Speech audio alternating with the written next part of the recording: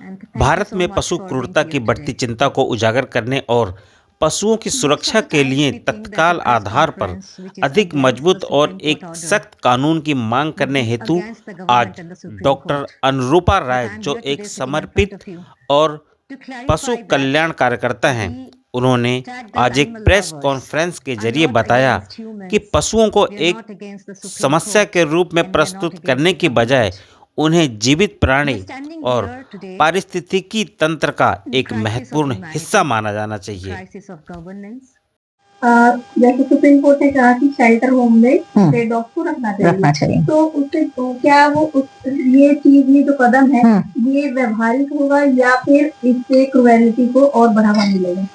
तो फिलहाल तो सुप्रीम कोर्ट ने ये कहा है कि शेल्टर होम्स में उनको रखने चाहिए जो पब्लिक इंस्टीट्यूशंस में है। हॉस्पिटल के अंदर, स्कूल के अंदर नहीं होने चाहिए, मैं मानती हूँ, लेकिन हाल ये है ना इंडिया का कि शेल्टर होम्स पहले जो थे बीमार कुत्तों को रखने के लिए या नसबंदी किए हुए कुत्तों को रखने के लिए, उनकी हालत इतनी बुरी है कि कुत्ते कुत्तों को अंदर खा रहे हैं। पानी शेल्टर होम में कुत्ते पानी में तैर रहे हैं। जब 78 इयर्स में चीजें सुधरी नहीं है, क्या गारंटी है कि अगले शेल्टर में सुधर जाएगी और ये सारे कुत्ते वहां जाके किक करके मर नहीं जाएंगे? हम कैसे छोड़ दें अपने डॉग्स वहां पे? ये तो मान ही नहीं सकते कि अचानक से भारत बदल जाएगा इस मामले में और शेल्टर एकदम चमचमाता हो जाएगा और डॉग्स को ना घूमने फिरने का जगह। आप ये बताइए, आज इतने डॉग्स बढ़ गए क्योंकि इंसान की गलती थी ये। इसकी वजह से हम उसको जेल में क्यों डाल दें? वो बेचारा हिल नहीं पाए। Animal welfare board of India ने एक चौक बनाया है जहां पे 5x4 फीट का कुछ बना के रखा है। नहीं, हम इस बात के अगेंस्ट में है कि जो प्लान है होना नहीं चाहिए। हम भी मानते हैं, हम भी चाहते हैं कि कुत्ते रास्ते में ना बढ़े, किसी को ना काटे। क्या पता कल को मुझे काट दे, हालांकि अभी तक काटा नहीं है, पर क्या पता मुझे काट दे। हम भी नहीं चाहते बढ़े, पर हम साथ में ये भी नहीं चाहते कि उनकी दुर्दशा ऐसी हो कि बेचारे मर भी ना पाए शांति से। क्या आप चाहते हैं कि कोई भी जानवर इतनी बुरी तरह से मर जाए शेल्टर होम में, बिना खाए पिए, बिना बीमारी के देखे हुए एक दूसरे को खा रहे, क्योंकि खाना नहीं तो एक दूसरे को खा रहे।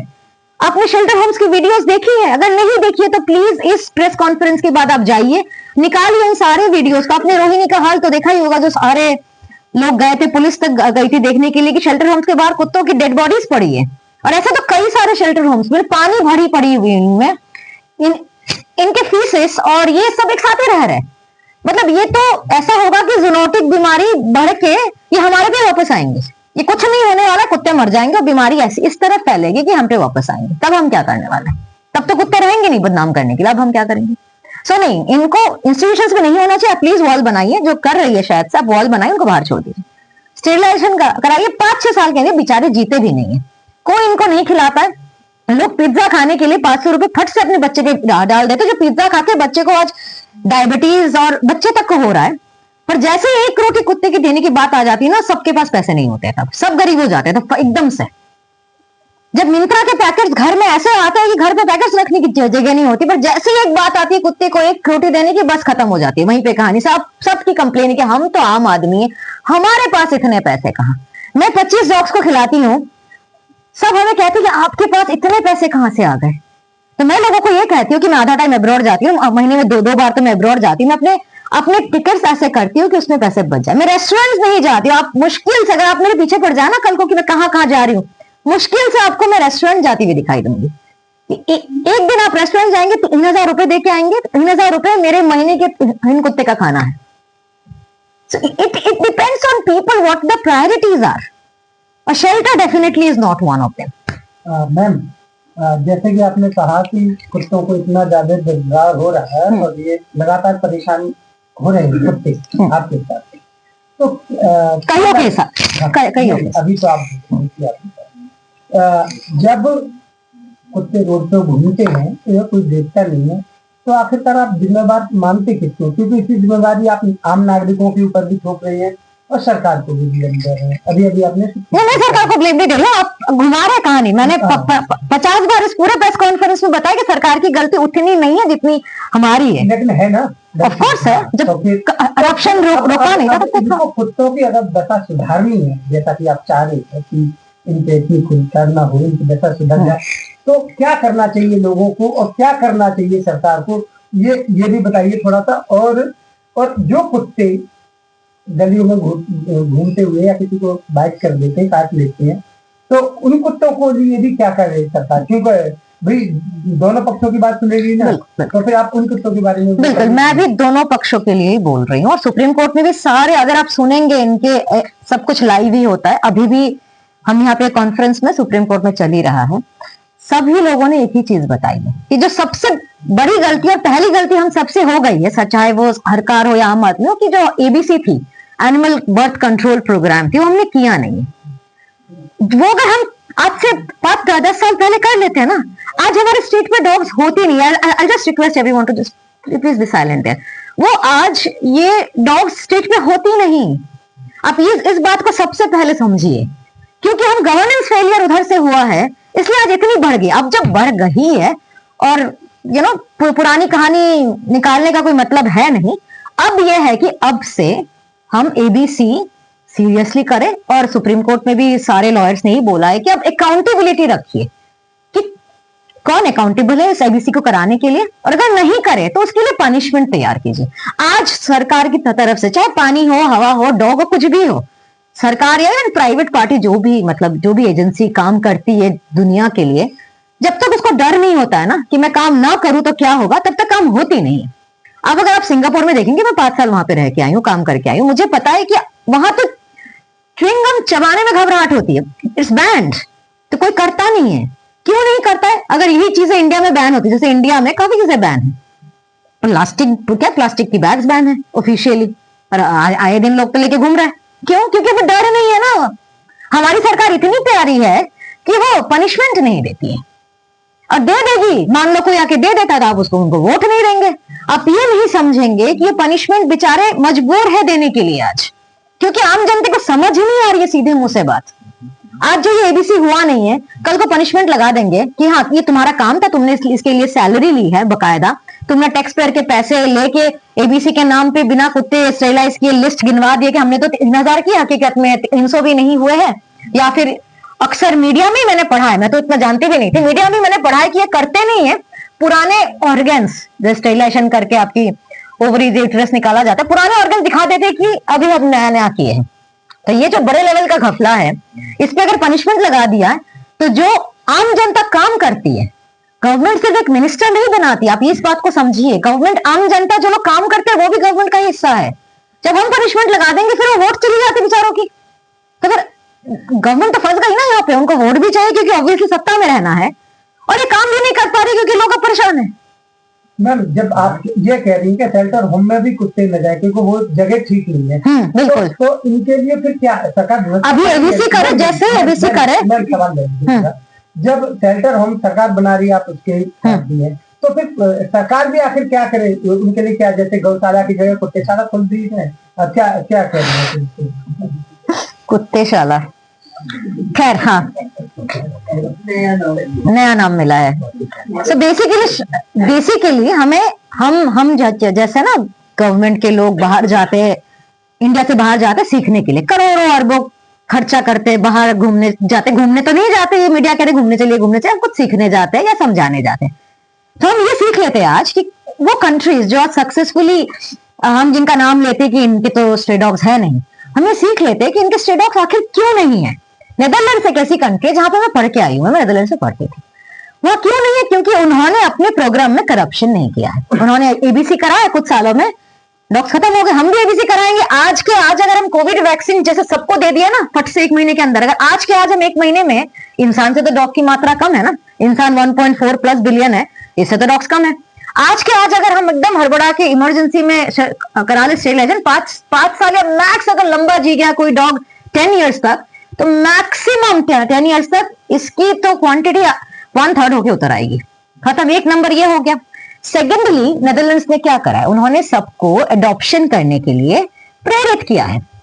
आज हम क्या करते हैं, आज हम इंडियन डॉग को रखने में वी फील अशेम्ड, क्या बोलते हैं उसको हिंदी में, हमें शर्म आती है इंडियन डॉग्स को रखने में, क्योंकि उनमें ना वो क्लास नहीं है।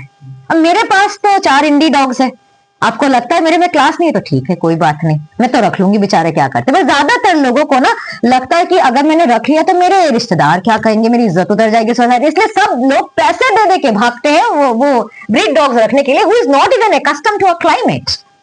कबड्डी का प्लेयर ब्रिजेश सोलंकी जी थे, उन्होंने अमेजिंग क्वेश्चन। उन्होंने क्या किया था, उन्होंने एक छोटे बच्चे कुत्ते को उन्होंने नाली में साफ किया था और उन्होंने उनको कुत्ते ने काट लिया था, स्क्रैच काटा जो भी है, हाँ, उनकी उससे डेथ हो गई। बिल्कुल। देश ने प्लेयर को खोया, परिवार ने बेटे को खोया, बिल्कुल। तो उनके लिए क्या कहना चाहेंगे? उसको देख के तो हम सोचेंगे कि अब किसी भी कुत्ते का ये इतना इंपॉर्टेंट क्वेश्चन है ना, मैं उठाने वाले थे इस बात को। आप ये बताइए, इनफैक्ट सब ने देखा होगा हमारे कंट्री में रेबीज की फेक वैक्सीनेशन आ गई, और वर्स्ट पार्टीज हमारे कंट्री ने हमें ये इत्तला नहीं किया। हमें तो ऑस्ट्रेलिया से पता चला ये बात सबसे पहले। मैंने तो खुद अभैरव ले लिया था 2 दिन पहले, आपको मैं बिल दिखा सकती हूँ। मैं खुद परेशान हो गई, मैंने कहा अरे बाप रे अब क्या होगा मेरा, मैंने तो अभैरव लिया। अब सवाल यह है कि देश में अगर रेबीज जैसी डेडली बीमारी की, जो है रेयर लेकिन है डेडली, एज ए डॉक्टर मैं इसको ये नहीं कह सकती कि आम बीमारी है, रेयर है, अब इसकी अगर वैक्सीनेशन फेक है तो फिर क्या कर सकता है इंसान? और ऐसा नहीं कि कुत्ते से रेबीज होता है, अगर इन्होंने कैट को भी रेस्क्यू किया होता और कैट ने भी स्क्रैच कर दिया होता और अगर वैक्सीनेशन फेक थी तो मैं मरना तो तय था। तो रेबीज है डेडली लेकिन इट्स 100% प्रिवेंटेबल बीमारी। रेप हो जाता है ना, रेप होकर मर्डर हो जाता है, लड़की वापस नहीं आती। आपको कुत्ते ने काट लिया ना, आराम से निकल सकते हो, इंजेक्शन लगाइए, पूरी कोर्स खत्म कीजिए। लेकिन अगर ये वैक्सीन ही गलत निकल गया फिर इंसान कहां जाए? तो फिर ऐसा क्यों नहीं होता है कि कुत्ते ने काटा, कुत्ते की गलती, और इंसान ने वैक्सीन को गलत बनाया या फेक बनाया या ठीक से संभाल नहीं पाए, उसकी वो दोनों एक साथ क्यों नहीं आ रहे? फिर कटघरे में तो खड़े, मीडिया नहीं करती गवर्नमेंट को या फिर इंसान को, हम तो कर रहे हैं इसलिए तो खड़े हैं आज, जबकि मैं कोई एनजीओ भी नहीं हूँ। आप मीडिया के जरिए तुमको क्या संदेश देना चाहती हैं? मीडिया के जरिए देने की जरूरत नहीं है, मैं वहीं पे इम्प्लीडर हूँ तो मैं तो वहां जाके बोल के आई हूँ। मैं मीडिया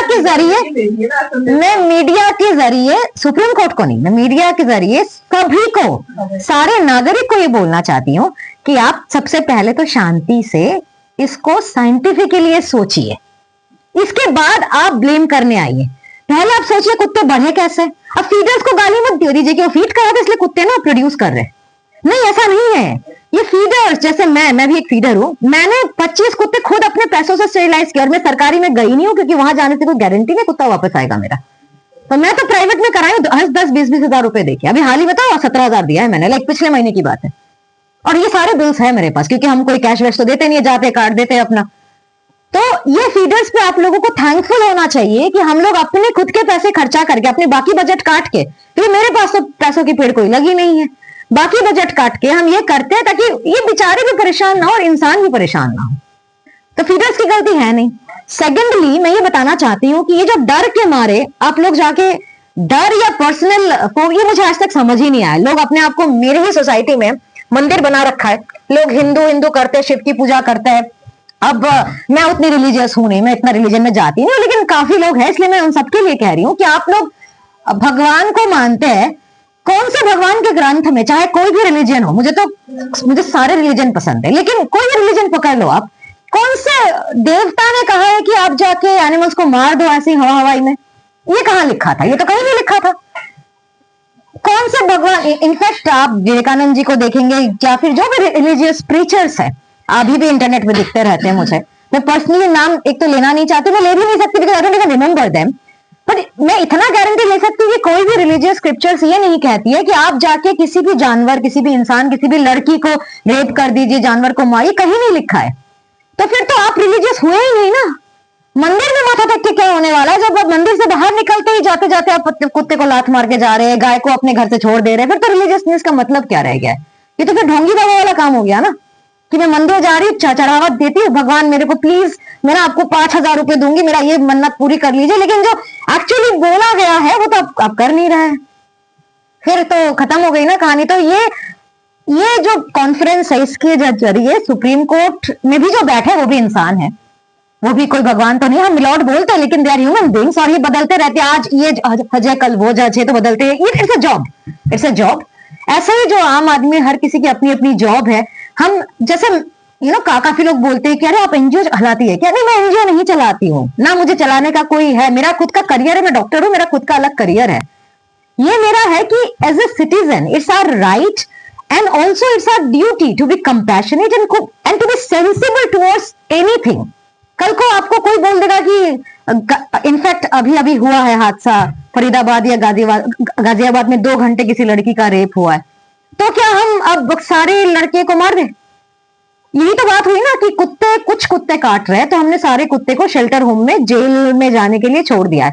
कुत्ते काटने से तो कई ज्यादा रेप के इश्यूज है, कई ज्यादा, and we all are worried. India में तो परेशान रहते हैं हम लोग, मतलब ये स्टेट है कि हम रात हो जाए तो पेरेंट्स परेशान हो जाते हैं। ये कोई पेरेंट ने कभी पूछा है कि बेटे जल्दी घर आ जाना, कुत्ता काट लेगा? किसी के लड़की के पापा ने पूछा ये बात? या तो बहुत आपने अपनी बेटी से पूछा कि जल्दी घर जाना, कुत्ता काट लेगा? नहीं, जल्दी घर आ जाओ ना, सिक्योर नहीं है, सेफ नहीं है, ये बोलते हैं हम ना।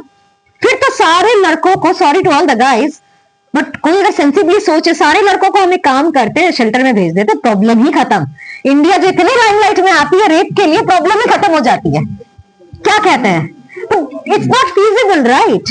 सो it's everyone's duty to be human and we are losing humanity. It's a crisis of humanity today they are standing.